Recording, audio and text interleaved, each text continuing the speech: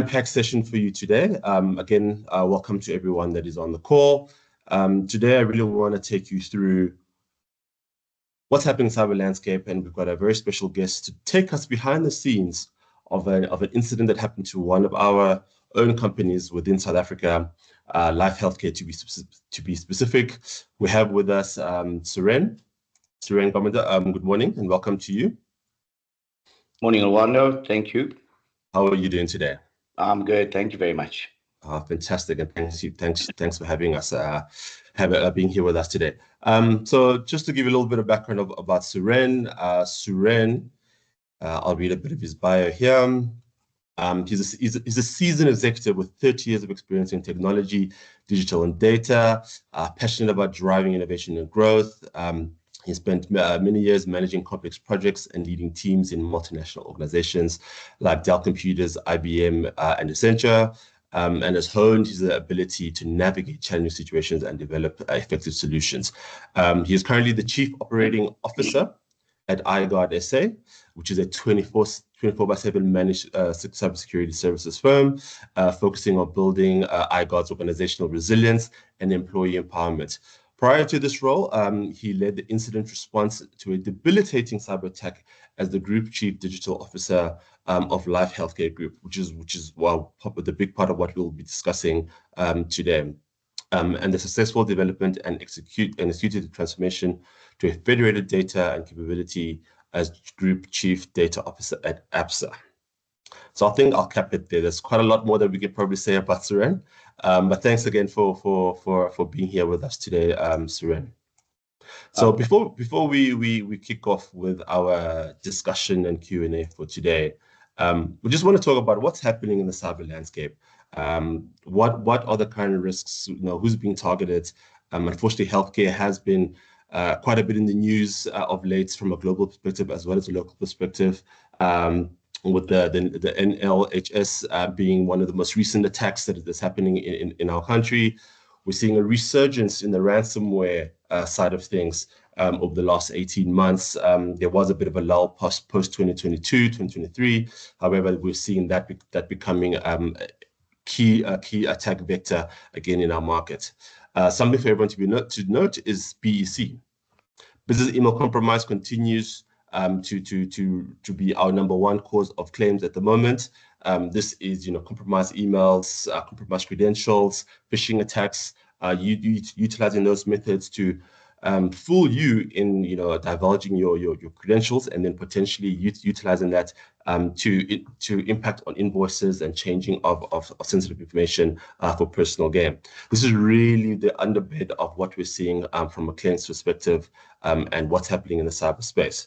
But let me ask Suren, from your experience, as a security personnel, what are you seeing in the cyberspace? What should our brokers and our clients really be concerned with? Yeah, and I'm glad you opened with mentioning BEC. Quite ironically, this morning, my team, one of my team members sent a reminder to the staff not to reply to a phishing email that was sent purporting to be myself. And it asked, it was a very, very simple thing. If you're available in the office, kindly provide me with your valid WhatsApp number for a brief task. Right. So, yeah, and that literally happened this morning. I think it went out at about 6:40 a.m. or something. So that is the classic, entry point for most attacks. We can probably attribute about 90% of attacks to this kind of communication. It starts off as something fairly innocuous, fairly innocent, typically comes with a bit of emotional pressure. It's probably going to, emote around your some urgency or in my case, someone who's senior in the organization. So very, very relevant to the way you open. So what's happening out there? I think important to know that, in the South African context, we shouldn't think that we're a little bit forgotten down at the bottom of Africa here. Yes. As it, so maybe let's mention a few of the important hacks that we've seen this year. So coming into the year, and this was following on already some controversy in prior years was the Department of Justice. The department runs or facilitates something called the Guardian Fund, and the Guardian Fund pays out all of the grants to indigent children and to the elderly. And this has actually been the third attack on the Guardian Fund. Now, in this particular case, it was cyber attack vectors used, but there was also complicity from some insiders. But I think, so that was more of a, I'll call it a hybrid attack where it was some complicit people inside, but acting criminally. The one that's still top of mind because from a healthcare perspective, it's probably causing, well, not probably, it actually is causing a huge amount of strife out there, is the NHLS, so the National Health Laboratory Services. So I think some of us who didn't know what they were about definitely came to know what they were all about during COVID. But effectively, they run around 260 sites as the government laboratory services for pathology. And their breach is now over a month old, and their services are still not available. As much as they're relying on some private sector assistance, they are still, for all intents and purposes, out of operation. Something as recent as last week. Well, it happened the previous week, but was announced in the press last week, is Sibanye-Stillwater, one of our biggest mining operations in the country. And very much like the banks and in large insurance companies, we tend to think that the miners operate very, very high levels of sophisticated IT and sophisticated IT controls, and that is true. However, it's a lesson that anyone can be a victim. And maybe just to cast our minds back a few years on some of the larger hacks, the likes of Dis-Chem, but closer to home for all of us, Experian and then TransUnion, where pretty much everyone with a banking record or some kind of financial record in the country was compromised. So, South Africa is, and there are a couple of reasons for why, we should pay attention as South Africans. Number one, we were very early adopters of mobile technology, the internet. We were actually one of the co-research organizations involved in the emergence of the internet globally. So we've had a history of early adoption. Now that's obviously great for us, but it also, I think we end up being a bit complacent because the controls we were used to 30 years ago have evolved rapidly. So yeah, so that I think that's some of the content and context, and also we are used as a testing ground. We are a perfect blend of third world and first world, both from a process perspective as well as the types of businesses we run.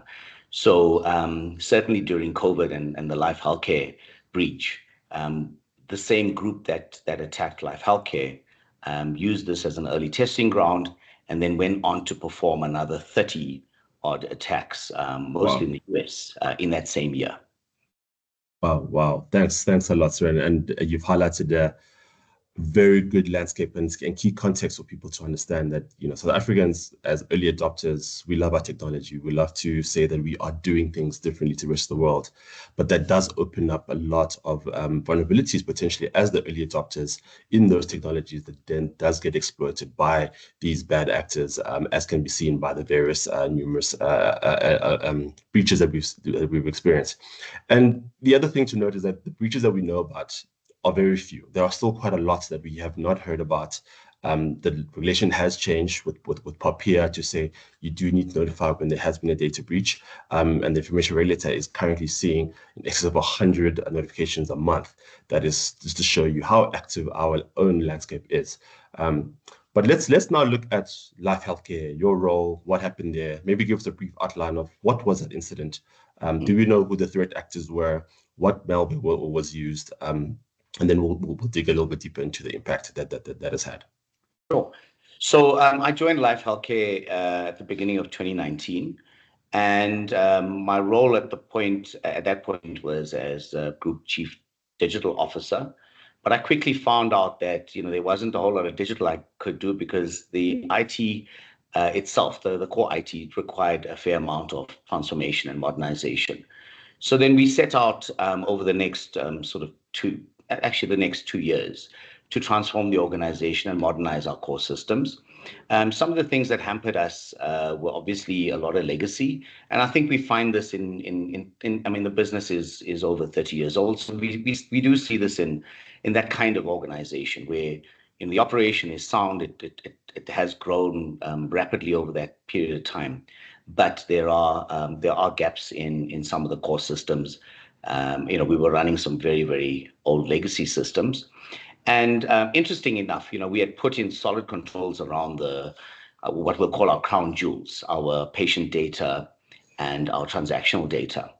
So, let's just jump into that anatomy of that attack. So, about a year and a half after me joining, so literally on the 1st of June 2020, you might all remember it was the middle of hard lockdown during COVID, so fairly difficult time to be operating a hospital, leave alone nearly 80 hospitals in a group around the country.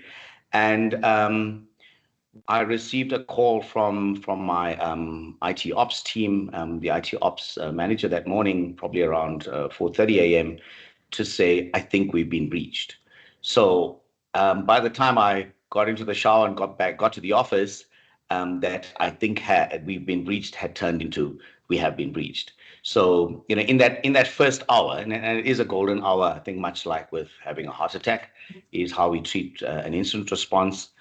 We made the decision to isolate all of our systems. So the first thing is cut off the internet, and then take down all of our critical systems, which we did quite rapidly, but that takes a few hours. It then gave us a chance to assess what had happened.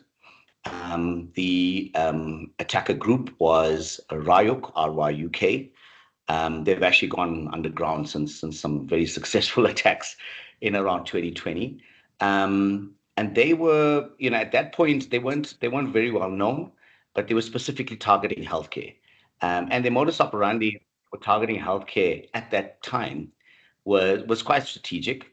They knew that if they hit healthcare providers, that the chances of them being paid the ransom was very high, because healthcare providers would be desperate to get their systems back, knowing it was in the middle of COVID.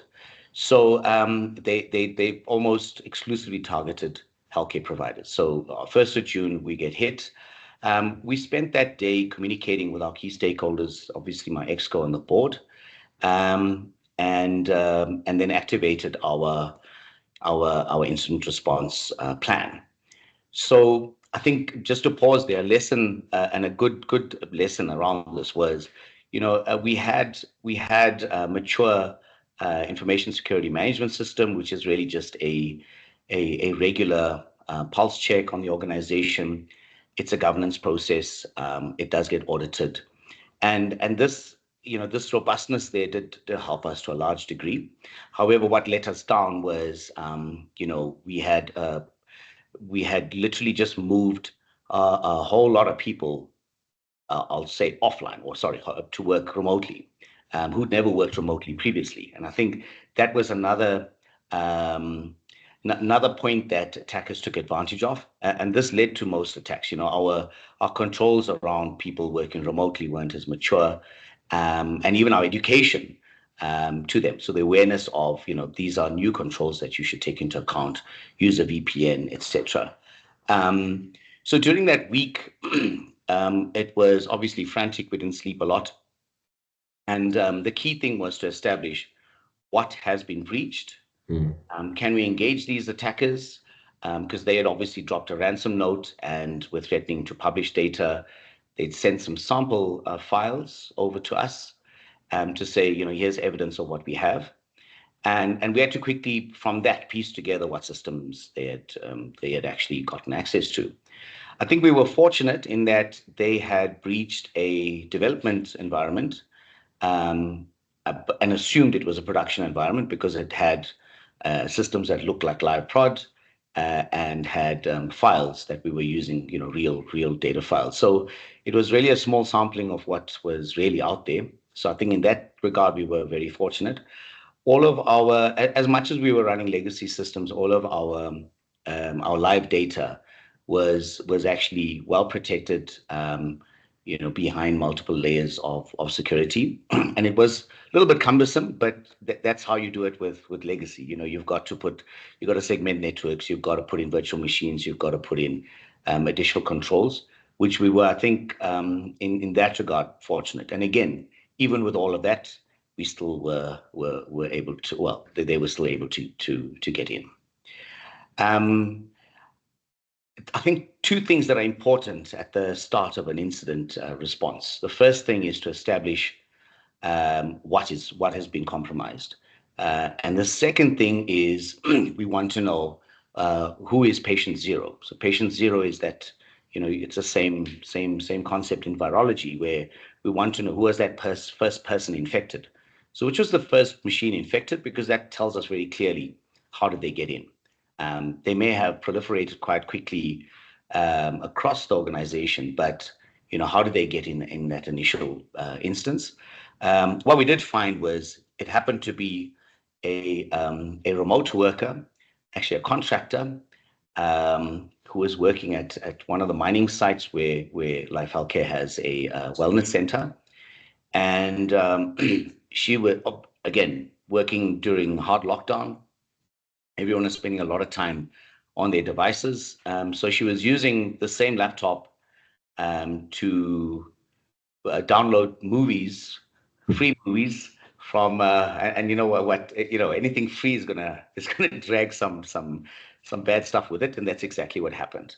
So very unfortunate, but a lack of control, definitely a lack of education, and something like that could have easily been prevented with a blanket VPN policy, for example, and some more stringent controls around remote workers. But be that as it may, we were able to establish patient zero. Once the attackers, and then the third thing to do is now work back the kill chain. So if we now establish how they got in, what was their sequence of attack? That's the kill chain. So where did they get to next? And in going back in time, we were able to establish that they had been in the environment. So they'd launched the attack on the 1st of June, but they had been in the environment for a good 6 to 8 weeks, meaning that this remote worker who had allowed that initial access, this had happened sort of somewhere in April. And again, another lesson that we took away was while we were running a security team, we were not running a 24/7 monitoring on that. So another significant part of it, I think, in the sort of in the real 24/7 world we live in, attackers are coming from all over the world. They don't sleep. Criminals don't sleep, and yeah. So we ended off with a high amount of sorry, just being serious. So we ended off with a high amount of obviously activity around the IT team. I brought in probably about 6 or 7 partners to assist us with the recovery. And as we go through this, the core systems affected that were completely obliterated were our Microsoft Windows environment, because all of that was encrypted. We had several of the, because now the encryption takes hold on devices, so on laptops, on desktops, and that's where the panic sets in. So we put in a rapid process to start bringing in our staff one by one, cleaned every single machine. Suren, before you continue on that track, I think let's recap what we've sort of learned already. So you mentioned quite a couple of key topics that we've been talking about over the last couple of years, one of which was work from home, the preparedness and readiness of companies during that hard lockdown and COVID period to move staff from a almost secure managed environment in the office to working remotely. You've also added another dimension with the fact that the compromised laptop came from a contractor. So imagine to the brokers, how many of your clients are utilizing contractors, giving them access into environments. What does that access look like and how is it secured? Are there VPNs in place? So all of these things are really key things to really grasp when it comes to the nature of cyber risks. You also then spoke about that there was an environment for 6 to 8 weeks. Yeah, So it wasn't an overnight phenomenon. It didn't happen on Sunday, and then Monday we realized that no, there was a breach. unfortunately not. Yeah, and Yeah.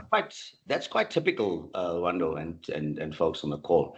In we've actually seen in some instances that can be as long as a year, even up to 3 years.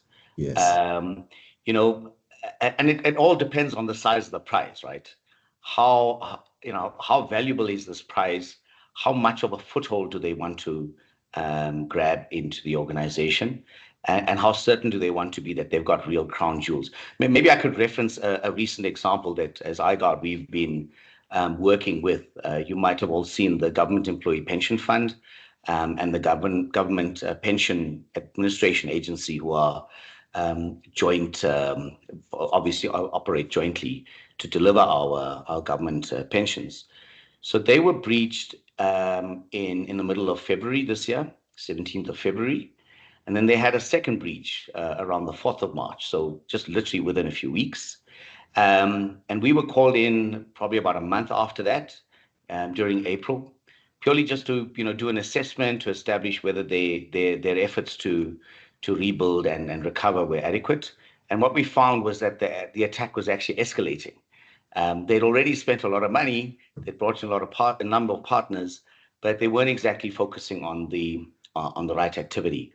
Um, that continued for a while, and we've recently been appointed in the last few 2 weeks as their managed service partner. We've now put in a 24/7 SOC. We're doing services like vulnerability management, managing their firewalls, putting in a whole lot of new controls.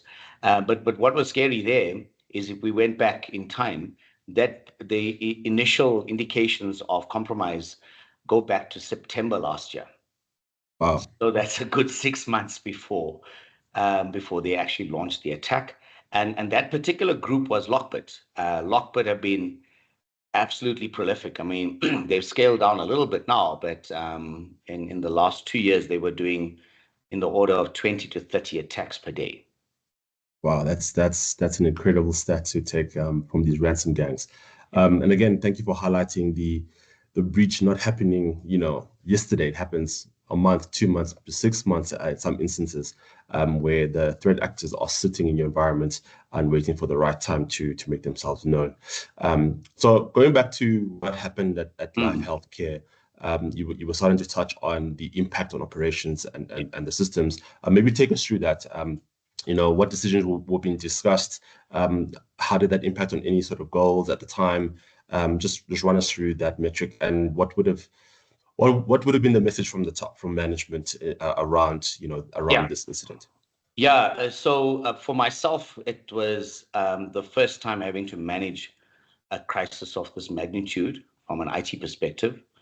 Um, and the fact that it was COVID just heightened the criticality of our situation. So the first 24 hours we spent establishing how well could we operate on manual. And again, because the group had come through many years of still a bit of hybrid with paper being mixed in with IT systems. Again, kind of an accidental fortune that we could revert to manual, and no patient care was compromised. So that was the first win out of the crisis, was we were able to communicate without any doubt that patient care was not going to be compromised. The next thing was how does it impact other operations? So remember, this was the 1st of June.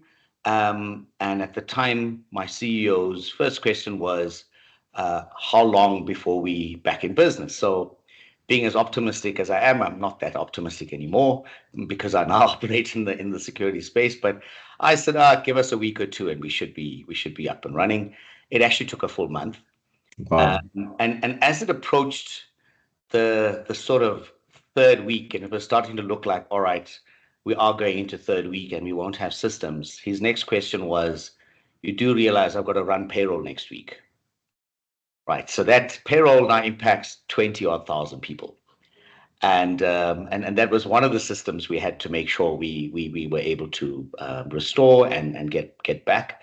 Oddly enough, or I don't know whether this is odd or not, probably quite normal. The first system that the entire business prioritized was email. Everyone wanted their email back. So again, we had to do some value hacking there, and got email running for at least the executives, management, and key personnel. So probably around about 600 people. We managed to get that going in about 24 hours, and we managed to get the rest of the organization going in the next sort of about 2 days after that. It was a bit of a compromised service, but all the same, it was email. They had their history. We were able to run that off on through a separate service. Other core systems, we also then had to look at billing. Maybe in this regard, I should reference a recent attack in the US. So big organization, United Health. United Healthcare is kind of like a Discovery in South Africa, big private health insurer. They affect about probably half the US population. So, a couple of 100 million members. So their breach was actually 21st February, and it was a different group. It was Alpha V, also known as Black Cat. Also another prolific group, very, very a huge number of ransomware that they put out. So United deal with about 50% of the medical claims in the US. So as you can imagine, they do billions of transactions a year. 1 in 3 US patients use their services. They did pay their ransom, $22 million. However, $22 million. $22 million, yeah. However, and this is the real big however, we are now in July. So they've recently released their first quarter results, and they're attributing nearly $1 billion of cost and losses to the breach. So it was in paying out on penalties, paying out to providers, and in system recovery. And that cost is still going. We estimate it should, and by the time it's done, it'll probably be around $1.5 billion that this breach would have cost them, even though they paid, and even though none of the data. And you typically pay, and we often get asked, okay, why would you pay, and why would you pay? You pay to do absolutely everything to prevent the data being leaked. And also, on that day when your stakeholders and shareholders ask you, what did we do? Did we do absolutely everything? And that's kind of the last difficult decision one would need to make. And we as iGuard have to often advise customers. Often our customers will say, we don't deal with criminals and we're not going to pay, and we have to respect that. And other times they'll ask us for that kind of advice. So United Health, the biggest impact there was they were not able to pay almost 1 million pharmacies, doctors, physicians, healthcare professionals for a month, right? So that affected cash flow for that entire healthcare value chain for 1 month. And in our case, that was also a concern, big concern of Life Healthcare. Can we run our financial systems? Can we still pay invoices? Can we still receive payments? And again, so we prioritized those systems. We were able to run manual, and I think our total outage on those systems was about a week.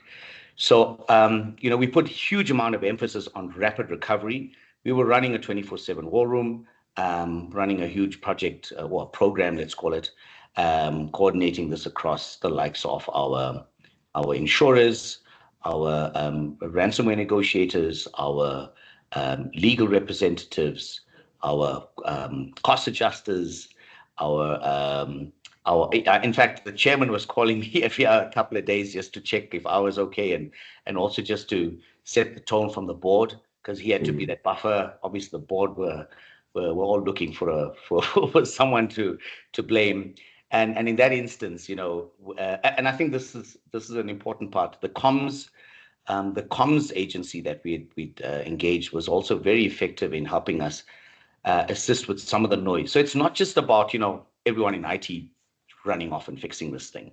It becomes a massive team of enhanced incident response that you got to pull together, which is our approach today. We don't just walk in with people fixing systems.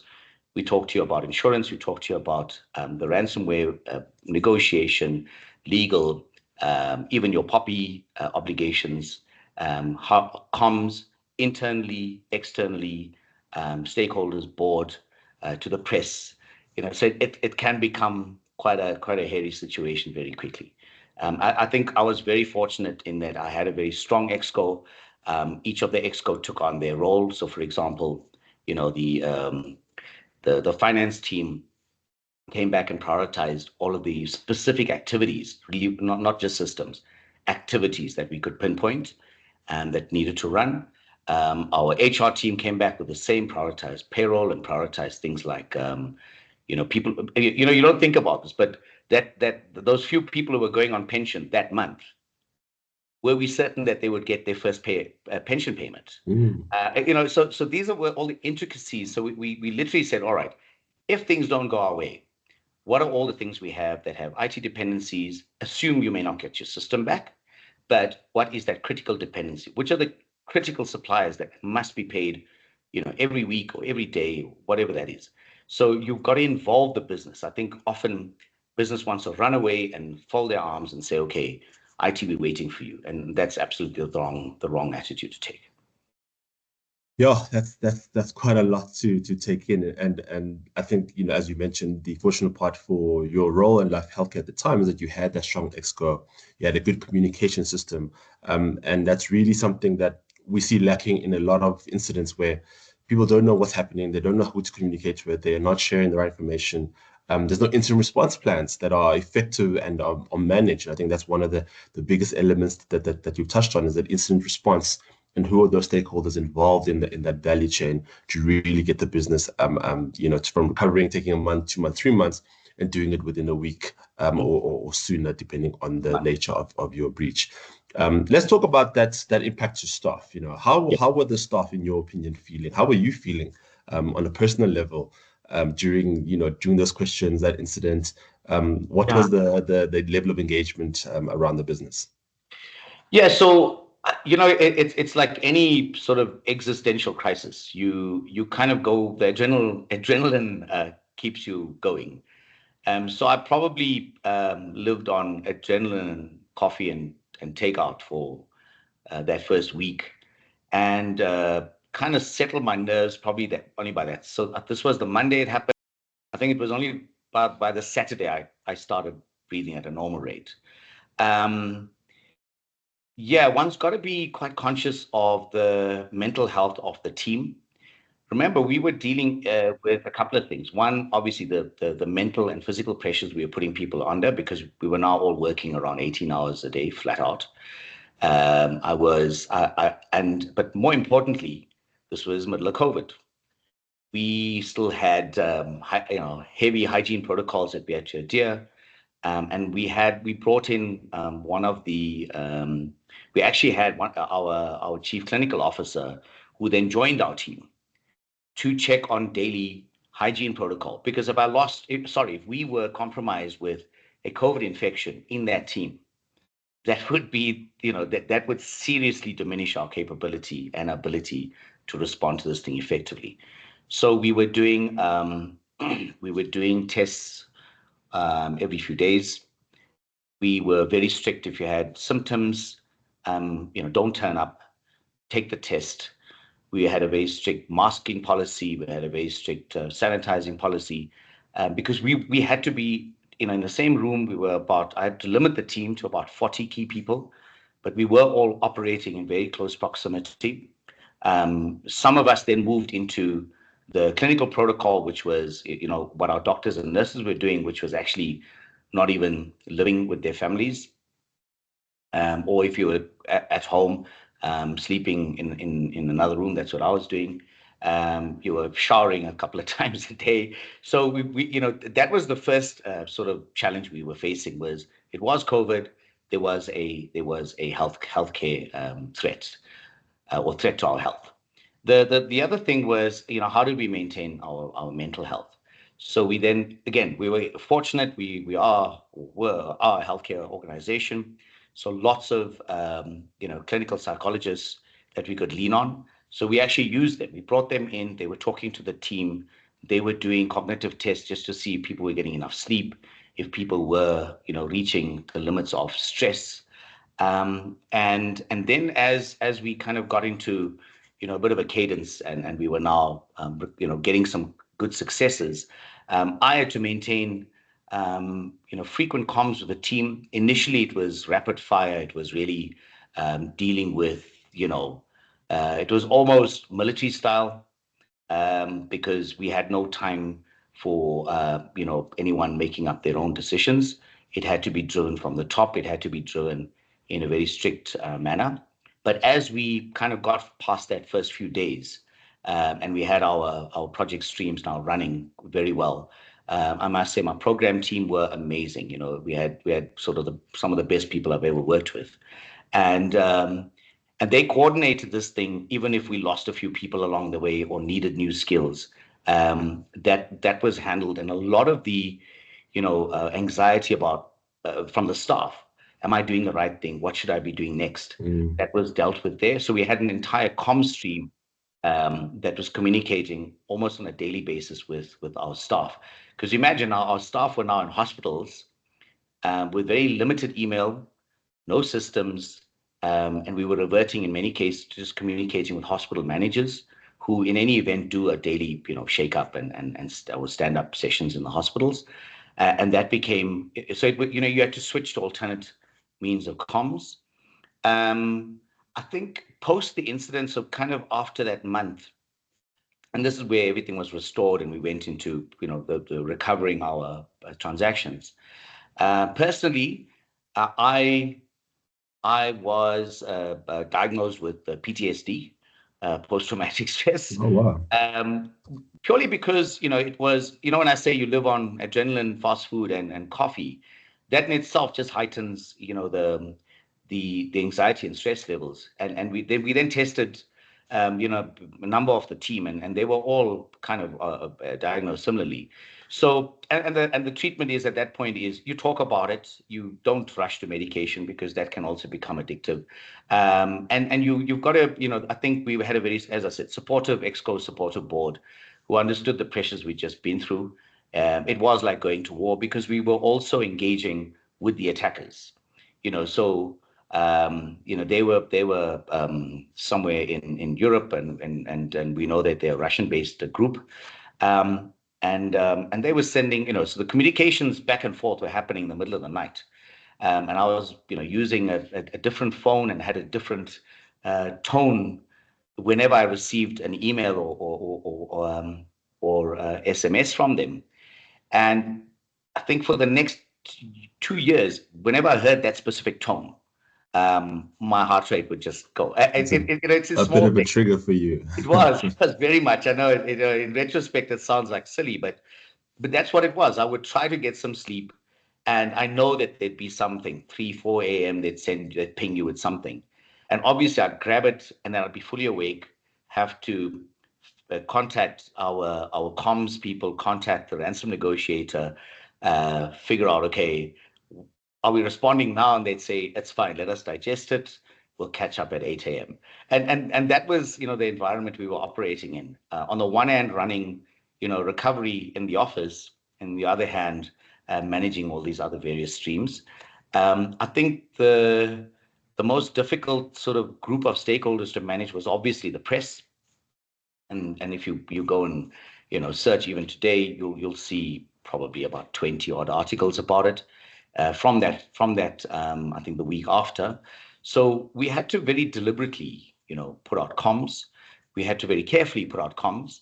And the main thing that I think there were two learnings out of this, or lessons out of this. The one was whenever we communicated internally or even with the regulator, for that matter, with the information regulator or with the press, we made it clear that we were the victims of a criminal attack. And we were. That's exactly what it was. And that's what any attack is. It's a criminal attack on your organization.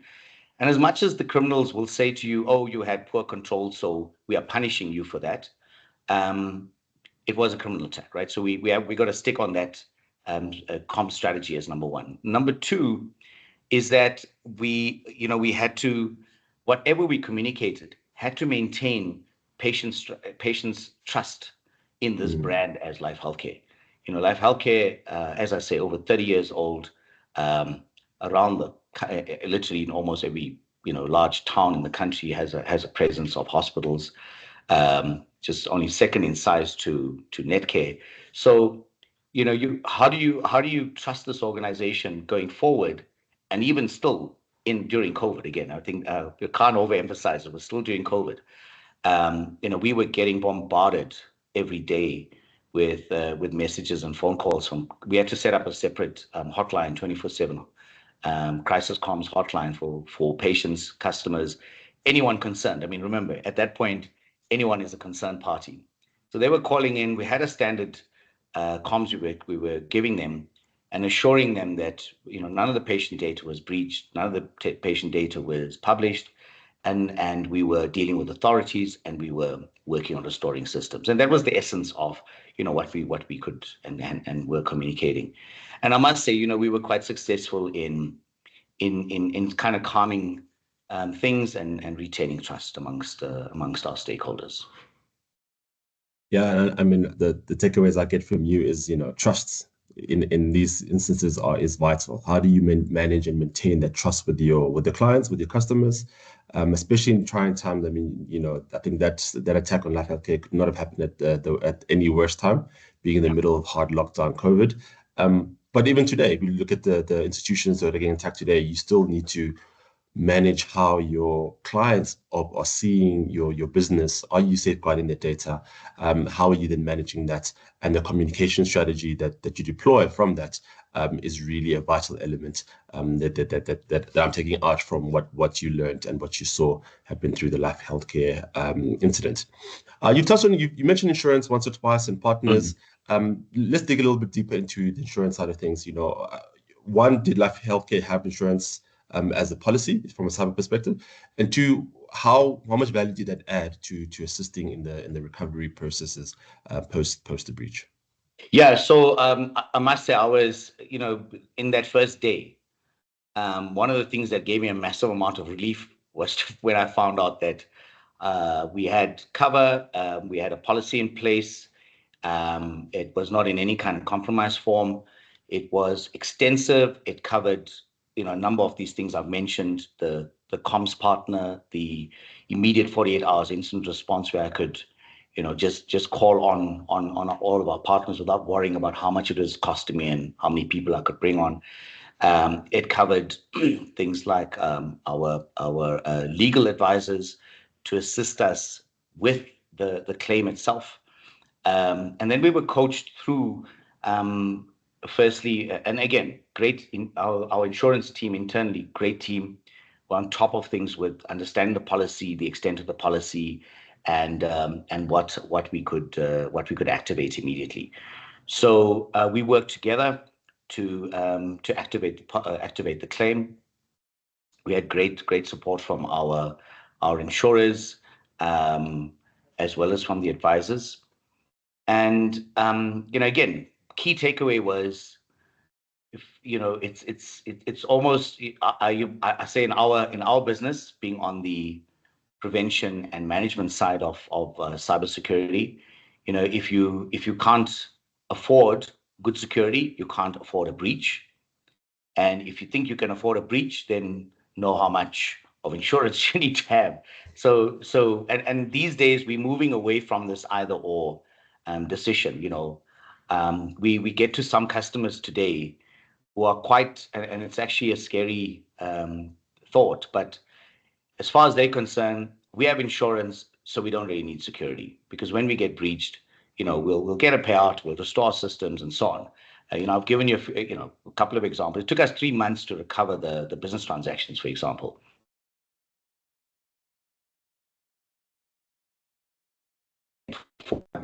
and way more costs than this would have covered.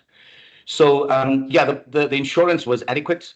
Actually, interesting in terms of our claim, about I think only probably around 20% of it was attributed to about 20% was attributed to actual IT costs, recovery, personnel, overtime, buying new systems, updating, upgrading, etc. And the rest was attributed to business disruption, loss of income, and a few other line items that we were covered for. So, I think just that showed us that we actually had a well thought out policy. It was a large cover. Probably, I think with your insight, probably one of the largest claims in South Africa, probably up there in the top three. And I think these days it's less about the amount of cover you have, though. We shouldn't have that attitude about, I've got insurance, so I can security. It has to be an and conversation. So for the folks on the call today, your role in positioning robust insurance or cyber insurance policies, and taking care to go through what the customer has in place versus what they should have. That's where the likes of us come in and assist you, to do a proper assessment, not just a tick box, and we're having this conversation in the background to really make sure that our current and future customers are differentiated. And when I say we, I'm talking about iTOO and iGuard SA in partnership. We take some differentiated offerings to the market in the future. But for now, I think you all have a great opportunity to position cyber insurance with your key customers. Yeah, and I think you're touching on that point that in your risk management mindset and framework, it's not security or insurance; it's both together. They both play two different roles. So spend on your security, but have insurance that will help you when things do go wrong. And unfortunately, as much as we want to think security can be the silver bullet, it isn't. There is still the human factor, and I think that's really what drives a lot of the losses and claims that we're seeing. Is the weak link in the chain, which is you and I as the humans misusing or using our work laptops to browse movie sites, as an example. All these kind of things do then lead to additional vulnerabilities that go over and above the security that's been implemented. And Luando, sorry, just another important point just to add on there is, when we look at the kind of organizations that get attacked, these hackers know you have insurance. And that's part of that psychology they're using to, remember this thing's half psychology, half technical prowess. So they know you can claim for ransom, you can claim for XYZ. Hence, when and they'll say it in their ransom note, or they'll say it in their comms to you. We know you have insurance, just pay the ransom, let's move on. Right. So, this shouldn't be a reason why we do ransom cover. But it's there for a good reason, right? It's there because, yes, in the event there is a breach, we are able to get out of it quickly, move on quickly. And remember, even the information regulator in confidence will ask you, did you pay the ransom? But none of that investigation gets published. The insurers won't publish it. So I think, for your customers who have that fear, hey, I don't believe in this, or it's criminals we're dealing with. Unfortunately, the only way to deal with this is bolster up your defenses and have the insurance as that wrapper. You can't have one or the other. Yeah. I mean, and on the topic of paying ransoms, it is not illegal in our country at the moment for that. But as you would have heard throughout the story, it's always a last resort. So there will be other services, other response activities that can happen to help you get up and running, and should it need to, and that's really critical in your business, insurance policies are then open to paying and facilitating those ransom types of payments. Great, Seren, I think we're almost at the end of the session. Just want to check if there are any questions. I don't see any questions on the chat. but maybe there's questions from my team, Ryan or Musa. If you guys have a question for Suren before we wrap up the session.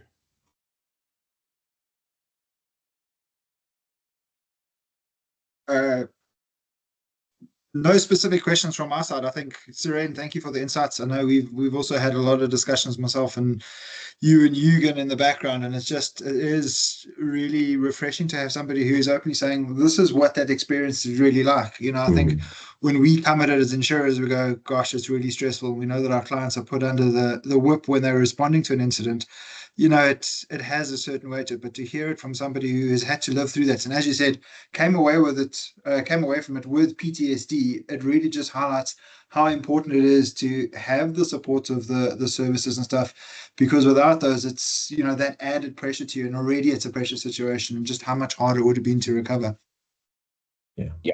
Yep. No, thanks for that. And we must appreciate we're dealing with really real organized crime. So these are professionals in their own right. They are criminals, but professionals. They know what they're coming after. They know what sort of impact they are looking for. These are not. This is not the misconception of a kid in a basement. These are run as businesses. We actually study the dark web. We run a dark web intelligence operation as well, where we do counterintelligence. We have people on the team speaking Russian and other languages, where we infiltrate these groups to get inside the mind of the hackers. So, this is real. From the sort of organized crime side of things, these funds or these organizations fund often terrorist activity. They fund illegal trafficking. They fund gun running, drug trade, etc., etc. So it's all interwoven. We just got to see we're dealing with criminals at the very heart of it, but they know what they're doing. We must not underestimate their ability to put us in a corner. Absolutely not. And I think the one other thing just to touch on from my side is, we're obviously, Life Healthcare, a very large organization. You spoke to how mature your board was and the assistance that they gave you in that process. When we look at the claims from our side, the brokers on the call mustn't be under the misconception that it's only large companies in South Africa that get compromised. We've seen companies of all shapes and sizes in any sort of industry that have had incidents and are put under the same sort of pressure, maybe not the media scrutiny, because it doesn't break into the press quite as easily, but the hackers are good at putting the screws on you and keeping you under pressure. So it's still a high pressure situation, and having the right resources to assist and guide you through that process is absolutely paramount. Yeah, 100% right. And I think, Life Healthcare, as you mentioned, massive organization, but we are seeing the exact same scenarios play out in the SME space with the smaller clients. And having that support is vital. So there aren't any real questions in the Q&A. So I think we can use this time to wrap up. Suren, I'll ask you one last question. As a security professional yourself, as a business leader, as someone who's gone through, a breach and is now assisting others going through breaches, what would you, give me 1 or 2 points that you can share with our brokers and clients on call? What should they really be focusing on when it comes to safeguarding their businesses or safeguarding their clients and understanding this world of cyber attacks and cybersecurity? Yeah, look, I think for this, I'll keep it simple. We've all been through COVID, so we're all sort of virus experts now in the real world. And cybersecurity or cyber hygiene is very similar to our personal health hygiene. So in the healthcare space, all of us will do regular checkups to detect anomalies. The men, our doctors will tell us, when you hit your 40s, start doing your prostate checks, for example. Certain types of cancers might be prevalent. Same thing for cyber. Your regular checks for abnormal activity and vulnerabilities. Now, the only real way you can do that is if you have either some robust software or a 24/7 monitoring capability. So in your client environments or in your own businesses, ask the question: Do we have enough? Do we have enough eyes on anomalies and poor behavior or anomalous behavior? So that's the first. And the second thing is, so that's around early detection, the ability to detect, a compromised environment early. And often we get the alerts, but we ignore them.